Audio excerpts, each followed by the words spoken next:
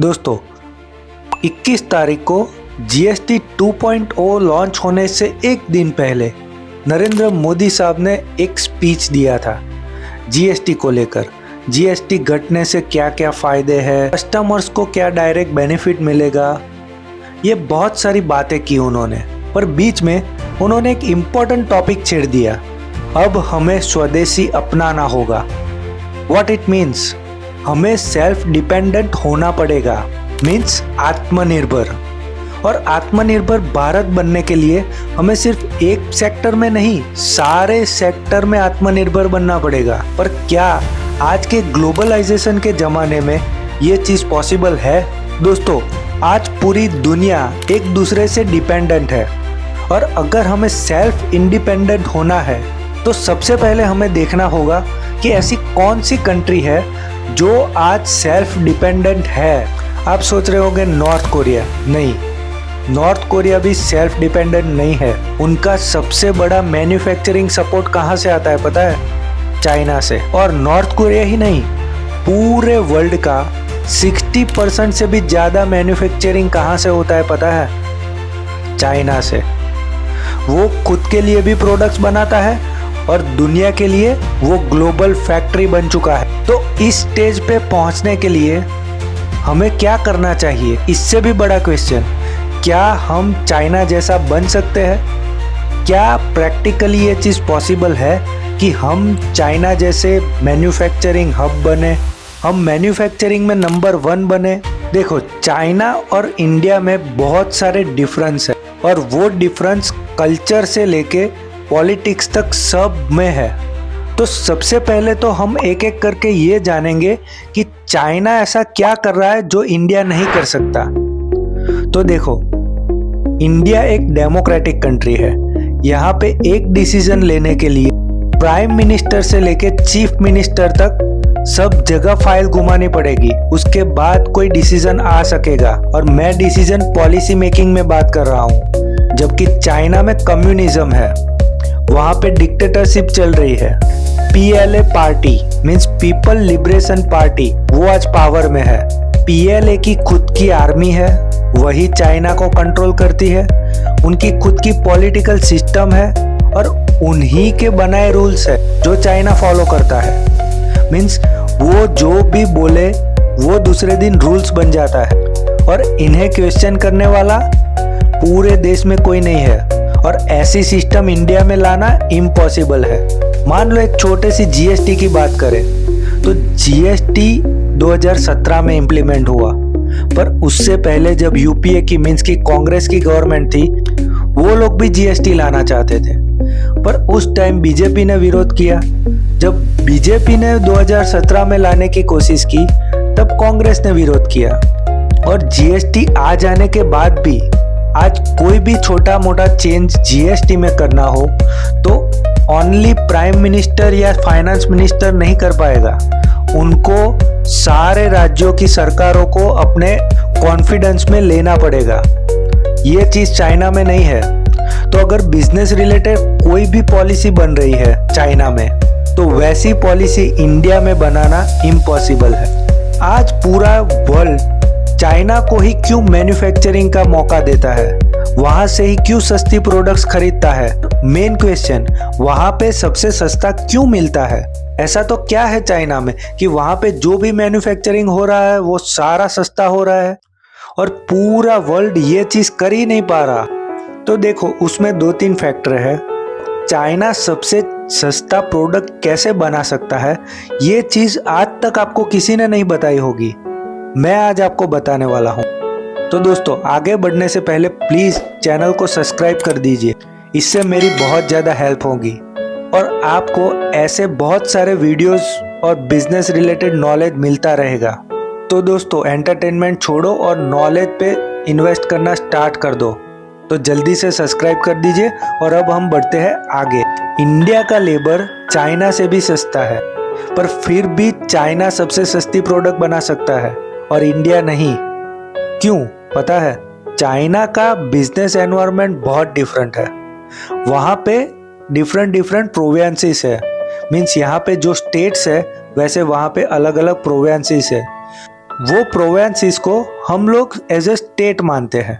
Means कि एक state है जहाँ पे सिर्फ ऑटोमोबाइल का मैन्युफैक्चरिंग होता है, मीन्स कार्स बनती है, और दूसरा स्टेट है वहाँ पे सिर्फ इलेक्ट्रॉनिक का सामान बनता है। तीसरा स्टेट है जहाँ पे बिल्डिंग मटेरियल और हार्डवेयर टाइप का सामान बनता है। चौथा स्टेट है जहाँ पे सिर्फ एफएमसीजी की प्रोडक्ट्स बनती है। तो डिफरेंट प्रोडक्ट्स का मैन्युफैक्चरिंग डिफरेंट स्टेट्स में होता है। तो इससे सबसे बड़ा फायदा क्या है पता है? अगर आप बिजनेसमैन हो या बिजनेस माइंड रखते हो तो आपको भी समझ होगी सबसे बड़ा मैन्युफैक्चरिंग में सप्लाई चेन का कॉस्ट होता है, और वहां पे सप्लाई चेन नैरो हो जाती है। अब मान लो किसी को मोबाइल बनाना है, तो चाइना में शेंजन नाम का एक छोटा सा प्रोविंस है, वहां पे सिर्फ और सिर्फ मोबाइल फोन्स बनते हैं। अब वो मोबाइल फोन्स के जितने भी पार्ट्स है वो भी वहां पे ही बनते हैं, और इसके जो सप्लायर्स और बायर्स है वो भी वहीं पे है। मीन्स अगर आपको एक फोन बनाना है तो एक ही जगह पे आपको रॉ मटेरियल मिल जाएगा, मैन्युफैक्चरिंग फैसिलिटी मिल जाएगी और बायर्स भी मिल जाएंगे। तो आपकी सप्लाई चेन बहुत लिमिटेड हो जाएगी। आपको जो भी कुछ ट्रांसपोर्ट करना है वो सिर्फ 10, 15, 20, 25 किलोमीटर के अंदर ही करना है। पर इंडिया में ये चीज पॉसिबल ही नहीं है।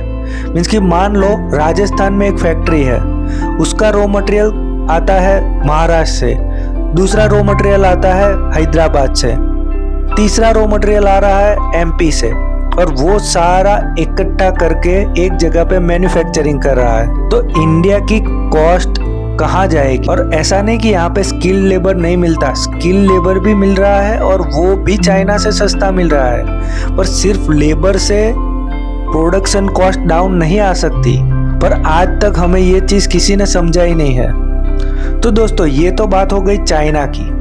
अब बात करते हैं इंडिया ऐसा क्या कर सकता है जिससे हम चाइना को आने वाले 15-20 सालों में बीट कर सके, या हम खुद आत्मनिर्भर बन सके।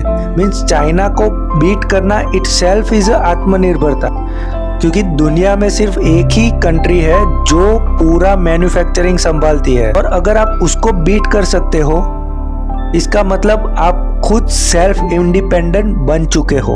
तो दोस्तों इंडिया में ऑलरेडी SEZ पे काम चल रहा है। देश में बहुत सारे स्पेशल इकोनॉमिक जोन है जहाँ पे प्रोडक्शन कॉस्ट इफेक्टिव और टैक्स इफेक्टिव होता है। पर प्रैक्टिकली देखने जाए तो ये बहुत कम जगहों पे है। हमें इतनी बड़ी कंट्री और इतनी बड़ी पॉपुलेशन के हिसाब से हर डिस्ट्रिक्ट में एक SEZ खोलना पड़ेगा।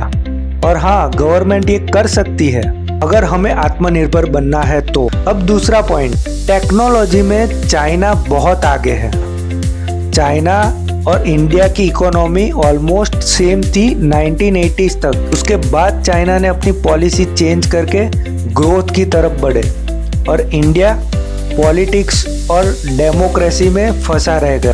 अब दोस्तों बात करें टेक्नोलॉजी की, तो सेमीकंडक्टर्स बनाना चाइना ने 2010 से ही स्टार्ट कर दिया था। हमारे यहाँ सिर्फ एक फैक्ट्री है जो सेमीकंडक्टर बना रही है, और वो भी स्टार्ट हुई थी 2024 में। टाटा ने स्टार्ट किया था, वो भी कोलैबोरेशन से। और दोस्तों 15 साल किसी टेक्नोलॉजी से पीछे रहना मीन्स इट्स अ मिस्टेक और ब्लंडर। Think yourself. तो दोस्तों गवर्नमेंट के ऊपर ही हम लोग सिर्फ डिपेंडेंट नहीं रह सकते। बहुत सारे प्राइवेट यूनिट्स खुलने चाहिए जहाँ पे सिर्फ सेमीकंडक्टर के ऊपर रिसर्च हो। Manufacturing of semiconductor is very easy, पर इसके पीछे जो रिसर्च और इनोवेशन लगता है वो बहुत इंपॉर्टेंट है। हमारी population as compare to China young है, तो हमारे यहाँ इनोवेशन करने की कैपेसिटी और कैपेबिलिटी दोनों ज़्यादा है।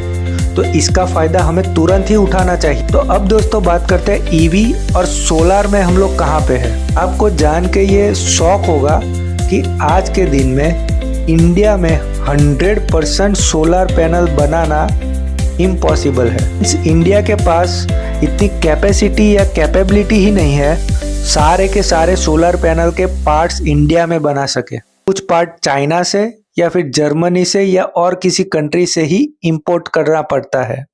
तो दोस्तों अगर हम सोलार में ही आत्मनिर्भरता नहीं पा सकते तो और किसी क्षेत्र में तो कैसे ही पा सके, क्योंकि solar is most important thing to grow any country. हमें ग्रोथ के पीछे सिर्फ चलना नहीं है, दौड़ना है। तो सोलर जैसे इम्पोर्टेंट सेक्टर में हमें आत्मनिर्भर बनना ही पड़ेगा। अब दोस्तों सबसे इम्पोर्टेंट सेक्टर की बात करते हैं, डिफेंस सेक्टर की।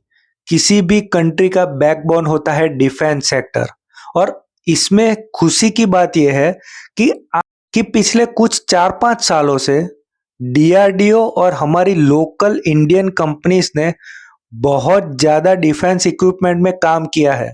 और अगर हम लोग ऐसे ही काम करते रहे तो आने वाले 25-30 सालों में हम डिफेंस में आत्मनिर्भर बन सकते हैं, और हमें इस चीज का गर्व होना चाहिए।